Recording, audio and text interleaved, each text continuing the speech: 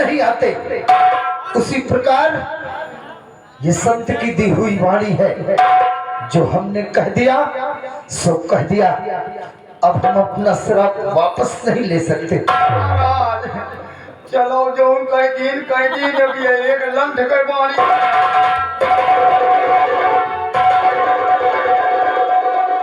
मूर्खो, एक संत का अपमान करते जा रहे हो। बोय शराब की हवन दो दियो बाबा।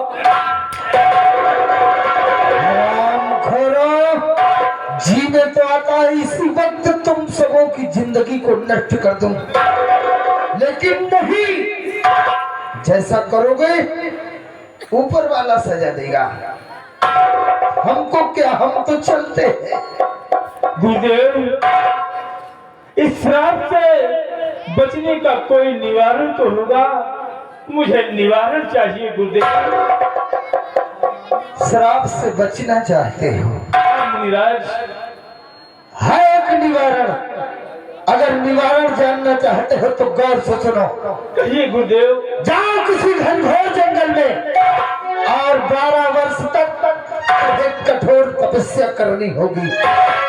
12 वर्ष तपस्या करने के पश्चात तुम्हें हमारे श्राप से मुक्ति मिल जाएगी।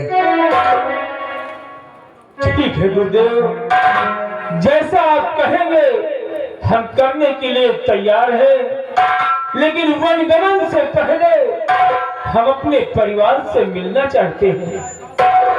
क्या कहा? वनगमन से पहले अपने परिवार से मिलना चाहते हो? जाओ जाओ, हमने आदेश दिया तुम्हें, लेकिन सिर्फ 2 घंटे तक। 2 घंटे तक अपने परिवार से मिल सकते हो, और अगर 2 घंटे से 1 भी मिनट ज्यादा हुआ तो समझ लो तुम्हारा राजपाट सब कुछ तहस नहस हो जाएगा। एक एक की मौत होगी। ऐसा ना करो मुन्नीराज।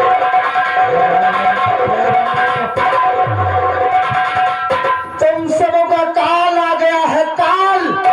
देखो जंगल से शेर निकल कर आ रहा है।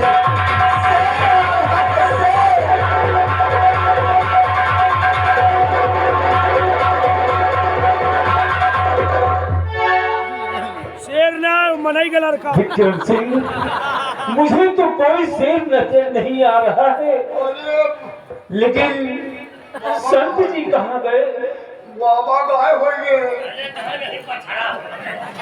विक्रम सिंह, हमें लगता है कि भगवान के रूप में साक्षात मुझे दर्शन दिया, और दर्शन देकर वो अंतर ध्यान हो गए।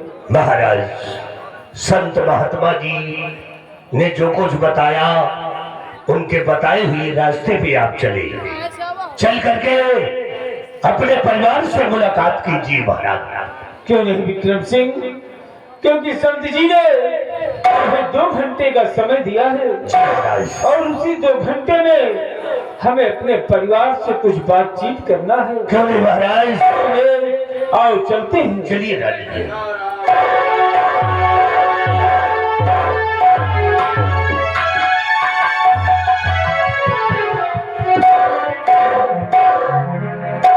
बिहारी यार, महाबली बड़ा गजब भैया भैया गजब का काहे महाराज जंगल में शिकार खेले औते काहे संत जी मिलते, काहे शराब देते।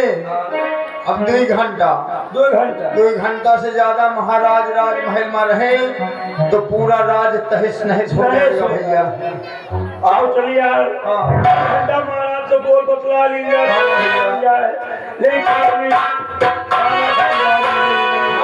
महाराज देखा नहीं है भैया, लेकिन ऐसे नहीं।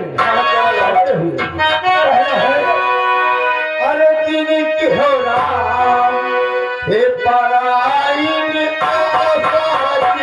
हो रहा।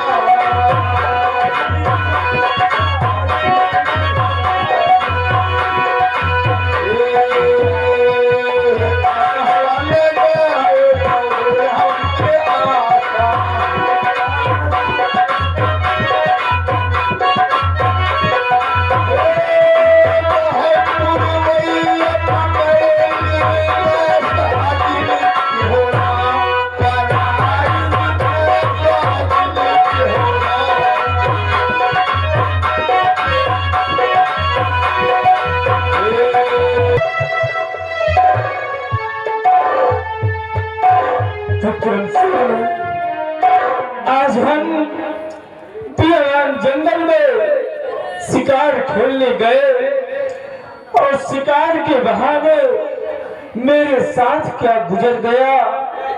कहा गया है कि पल ही पल में क्या हो जाए, पल ही पल में क्या हो जाए, पता नहीं तकदीर का, और मिटे से ना मिटे विधना लिखा लकीर का।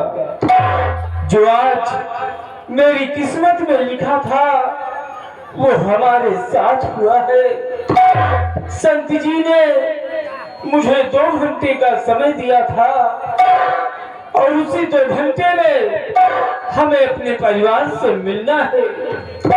इसलिए तुम जाओ हमारे राजमहल और राजमहल से राज दरबार में हमारे परिवार को बुलाया जाए। महाबली, जाओ महाराज के पूरे परिवार को राज दरबार में उपस्थित करो। जैसा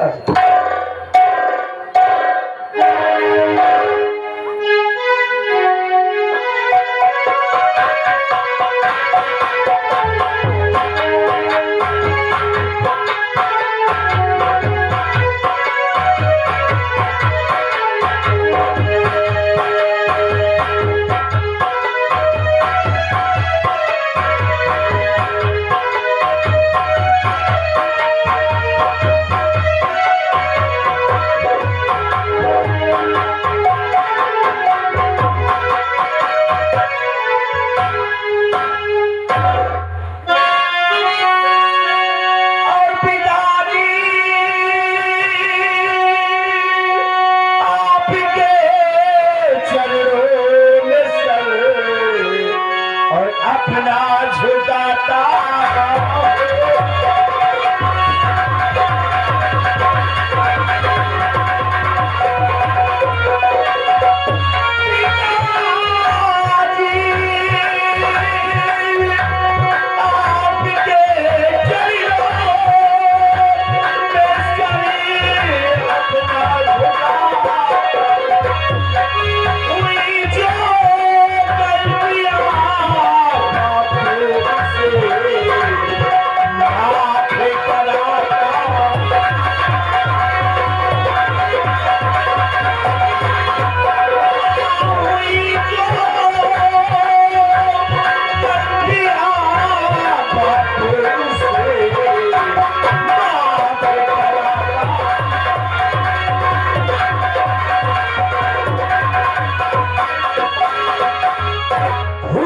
बेटा और जुग जुग बेटा तुम जियो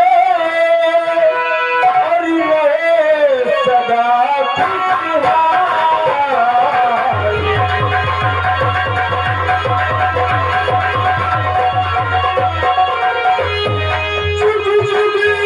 बेटा तुम जियो और रहे सदा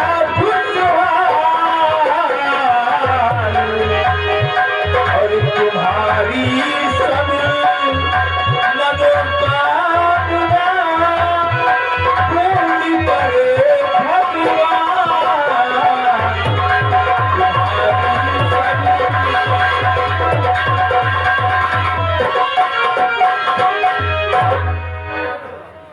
पिताजी, आज मैं क्या देखता हूँ कि मैं हमेशा आता था, आपकी शरण छूता था तो आप मुस्कुराकर मुझे आशीर्वाद दिया करते थे, और आज क्या बात है जो आपके चेहरे पर उदासी है और आपके आंखों में आंसू छलक रहे हैं। मंत्री जी भी उदास बैठे हुए हैं, क्या बात है पिताजी? हम इस उदासी का कारण जानना चाहते हैं, बताइए ना पिताजी।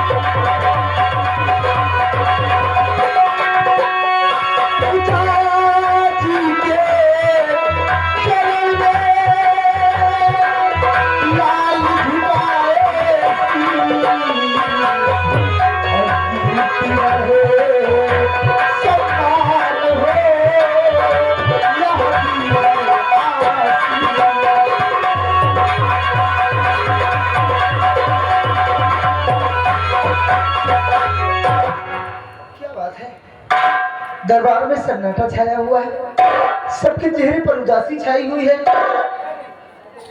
बड़े भैया, आप ही बताइए बड़े भैया कि आखिर बात क्या है जो पिताजी अपना सर झुकाकर बैठे हुए हैं और किसी से कुछ बोल नहीं रहे। विजय मेरे भाई, इसी बातों से तो मैं भी चिंतित हूँ, परेशान हूँ। जब से आया हूँ राज दरबार में, पिताजी से पूछता हूँ तो पिताजी भी कुछ नहीं बता रहे हैं, और मंत्री जगह से पूछता हूँ तो मंत्री जी भी कुछ नहीं बता रहे हैं। न जाने क्या बात है, क्योंकि आज पूरे राज दरबार में उदासी छाई हुई है भैया। मैं खुद परेशान हूँ भैया। परंतु कोई ना कोई बात जरूर है बड़े भैया। जरूर कोई ना कोई बात भैया, पिताजी से हमें पूछना चाहिए। पूछना चाहिए। पिताजी पिताजी बताइए क्या बात है? क्या बात है? आपकी खामोशी का कारण, ये उदासी का कारण क्या है? बेटा, तुम लोग मेरी उदासी का कारण जानना चाहते हो तो मैं सब बताऊंगा बेटा। ध्यान से सुनिए। आज हम और हमारे साथ में महामंत्री विक्रम सिंह और दरबार के सभी दरबारी बियावान जंगल में शिकार खेलने गए थे, और जब मैं बियावान जंगल में पहुंचा तो रास्ते में एक संत जी तपस्या कर रहे थे, और जब मैं उनके सामने से गुजरा तो मेरा पैर संत जी से टकरा गया, और जब मेरा पैर संत जी से टकराया तो उन्होंने क्रोध में आकर मुझे श्राप दे दिया।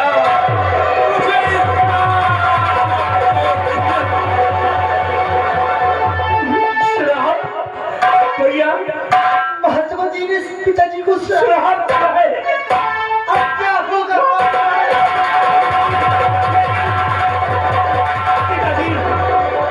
पिताजी, महात्मा जी ने आपको कैसा श्राप दिया है? क्या कहा है महात्मा जी ने आपको कैसा श्राप दिया है? उन्होंने कहा कि जाओ, तुम्हारा सर्वनाश हो जाएगा, तुम्हारा सर्वनाश। भैया, बड़े भैया, अपना सर्वनाश हो जाएगा। अब तो अपना सब कुछ नष्ट हो जाएगा। लेकिन नहीं भैया, इस दुनिया में अगर कोई शब्द बना है तो उसका अर्थ भी बनाया गया है, अगर कोई प्रश्न बना है तो उसका उत्तर भी बनाया गया है। तो इस श्राप से बचने के लिए कोई निवारण भी तो होगा, कोई ना कोई उपाय जरूर होगा। तो पिताजी से पूछा जाए। पिताजी बताइए, इस श्राप से बचा कैसे जाए? कैसे, क्या निवारण है पिताजी? बेटा, इस श्राप से बचने का निवारण पूछा है तो उन्होंने कहा कि जाओ, 12 वर्ष बियावान जंगल में तुम्हें कठोर तपस्या करनी होगी, तभी इस श्राप से मुक्ति मिलेगी। क्या कह रहे हैं मेरे आदरणीय पिताजी? 12 साल कठोर जंगल में आपको तपस्या करना होगा, तभी इस श्राप से छुटकारा मिलेगा। हाँ बेटा, लेकिन नहीं पिताजी, हम बच्चे आपको अगर एक पल नहीं पाते हैं तो पूरे राजमहल में खोजने लगते हैं, ढूंढने लगते हैं, और 12 वर्ष तो बहुत दिन होते हैं पिताजी। भैया, 12 वर्ष वो भी जंगल में तपस्या करने जाएंगे? नहीं पिताजी नहीं, हम बच्चे आपके बगैर कैसे रह पाएंगे? हम आपको जंगल नहीं जाने।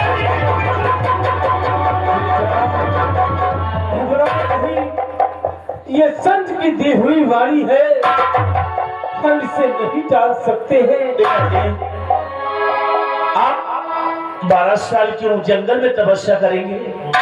और ये अपना इतना बड़ा राजमहल है, और राजमहल में किसी भी कोने पे एक सुंदर सा मंदिर बनवा दिया जाएगा। आप उसी मंदिर पर बैठकर 12 साल की तपस्या को पूरा कर सकते हैं। जंगल में तपस्या करने की क्या आवश्यकता है? क्यों भैया? कोई जरूरत नहीं है। हम किसी भी कोने मंदिर बन जाएंगे। अगर आप जंगल चले जाएंगे पिताजी तो हम सबों को कौन संभालेगा? कौन देखेगा हम लोगों को? और इतना बड़ा ही अपना आश्रम राज्य है, इतनी जनसंख्या में आपकी एक प्रजा है, इसकी देख रेख जिम्मेदारी कौन संभालेगा?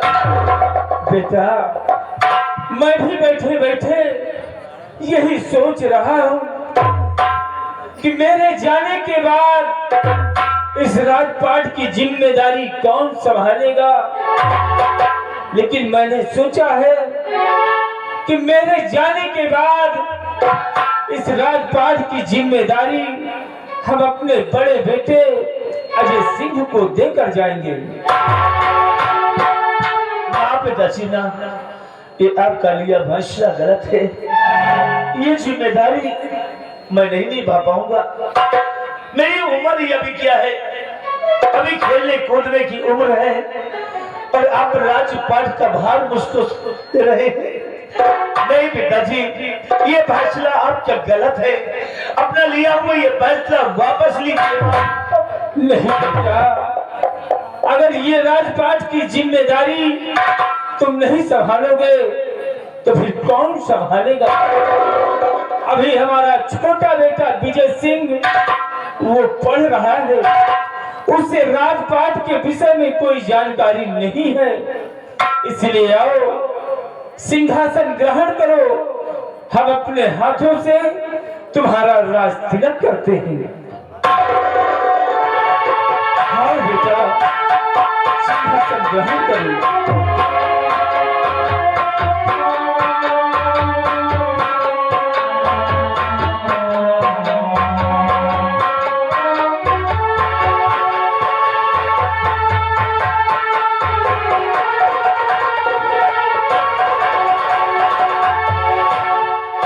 महाराज अजय सिंह जी, महाराज अजय सिंह जी, महाराज अजय सिंह जी।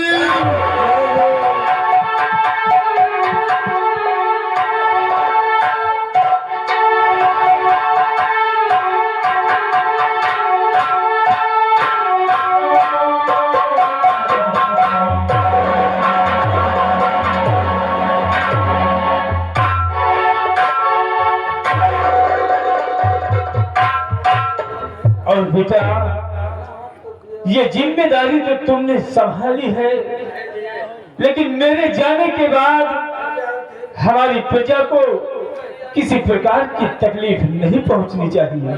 पिताजी, आप इस बात से परेशान मत हो।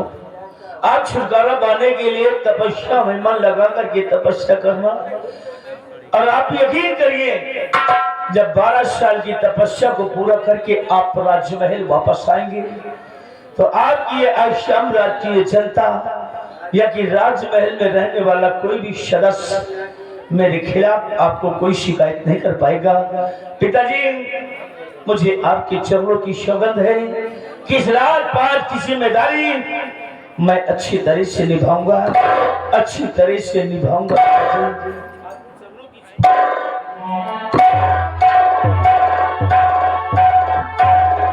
बेटा, मुझे पूर्ण भरोसा है और महामंत्री विक्रम सिंह, मैं जाते जाते तुम्हें भी एक जिम्मेदारी देकर जा रहा हूँ कि हमारे बेटे को राजपाट के विषय में कोई जानकारी नहीं है, इसलिए तुम जाओ प्रजा भ्रमण की तरफ और प्रजा में घूमकर देखते रहना। अगर हमारी प्रजा को किसी प्रकार की तकलीफ हो तो आकर हमारे बेटे से कहना। जाओ।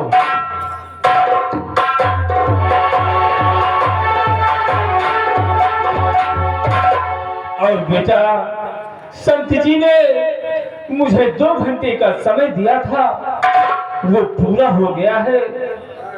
अब मैं जा रहा हूँ बेटा।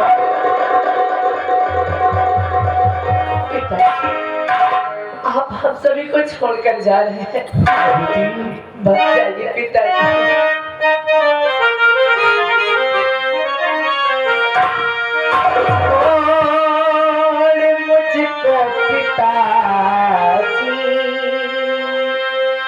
हाथ चल